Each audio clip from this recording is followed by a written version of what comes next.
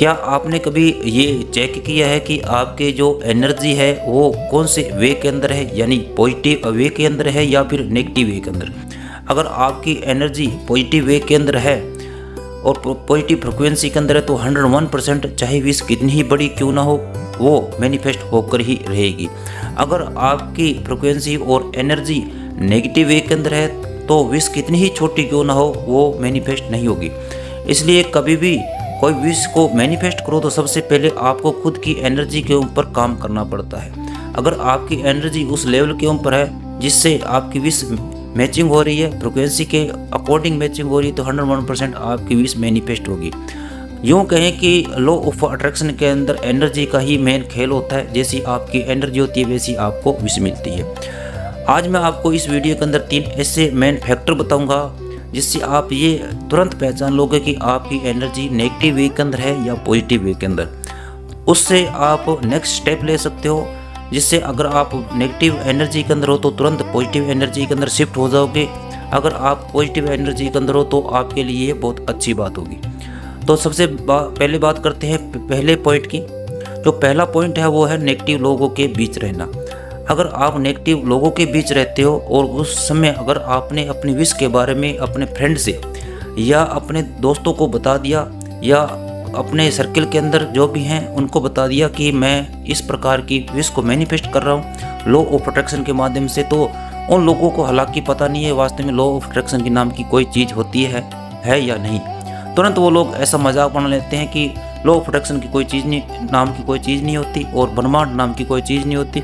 आप भी इन चक्करों के अंदर मत पड़ो, जिससे ये होगा कि आप तुरंत उन लोगों की बात मान लोगे और हमेशा ये सोचोगे कि वास्तव में ऐसा होता नहीं है। जिससे क्या होगा कि अगर आप पॉजिटिव वे के अंदर थे तो तुरंत अपने दोस्तों की बात मानकर नेगेटिव वे के अंदर चले जाओगे, जिससे आपकी विश आपके पास आने की बजाय आपसे दूर चली जाएगी। उसके बाद में बात करते हैं दूसरे फैक्टर की। दूसरा फैक्टर है वो है दूसरे लोगों की हमेशा ही मदद करना। वैसे दूसरों लोगों की मदद करना बहुत अच्छी बात होती है, लेकिन खुद के पर्सनल काम को छोड़कर अगर आप तुरंत दूसरे लोगों की या दूसरे फ्रेंड जो आपके पर्सनल जो दोस्त हैं उनकी तुरंत मदद कर देते हो तो आपको भी सावधान होना चाहिए, क्योंकि पहले आपको प्योरिटी है कि खुद को जो पर्सनल काम होते हैं उनको हैंडल करो। उसके बाद में जो भी बचा हुआ टाइम है आप अपने दोस्तों को दे सकते हो। तो आप ये सीधे ही स्पष्ट रूप से मना कर सकते हो कि देखो भाई कि मेरे पास में जो पर्सनल काम है उसके तुरंत बाद में मैं आपके पास पहुंच जाऊंगा।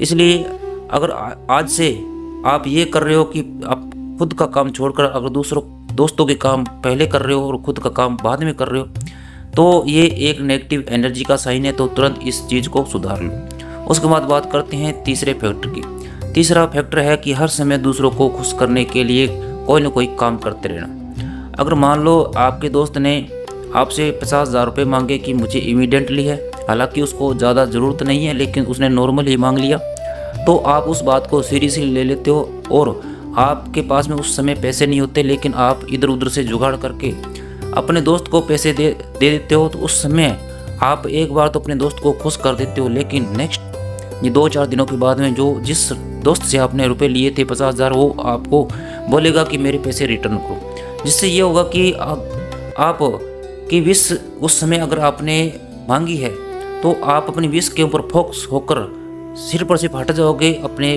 दोस्त के पैसे लौटाने के ऊपर। आपका पूरा का पूरा ध्यान आपके दोस्त के पैसे लौटाने के ऊपर चला जाएगा और आपके विश से आपका ध्यान हट जाएगा। जिससे होगा क्या, जिससे आपकी एनर्जी जो पॉजिटिव है वे के अंदर है वो नेगेटिव वे के अंदर चली जाएगी।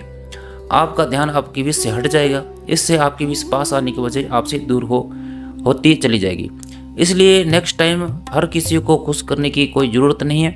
अगर आपके पास में अफोर्डेबल है, कोई हेल्प करने योग्य है तो आप उसको हेल्प करो, अन्यथा आप डायरेक्टली उनको पोलाइटली मना कर सकते हो, जिससे आप दोनों तरफ से सेफ रह सकते हो। आप अपनी विश के प्रति भी सेफ रह सकते हो और आप अपने दोस्त के प्रति भी सेफ रह सकते हो। इस तरह से अगर आप ये तीनों पॉइंट ये यूज कर रहे हो जो मैंने इस वीडियो के अंदर बताए तो तुरंत इनको सुधार लो। अगर आपके ऑलरेडी ये तीनों पॉइंट्स बिल्कुल सुधरे हुए हैं तो आपको बधाई हो, आप वैसे ही पॉजिटिव वे के अंदर चल रहे हो। और आशा करता हूँ इस वीडियो के अंदर मैंने जो भी जानकारी दी आपको अच्छी लगी होगी। अगर इस वीडियो के अंदर मैंने जो भी जानकारी दी आपको अच्छी लगी है तो वीडियो को लाइक और चैनल को सब्सक्राइब कर दें, क्योंकि इस चैनल के ऊपर मैं लॉ ऑफ अट्रैक्शन और साइकोलॉजी से संबंधित वीडियो डालता रहता हूँ। वीडियो देखने के लिए आपका बहुत बहुत धन्यवाद।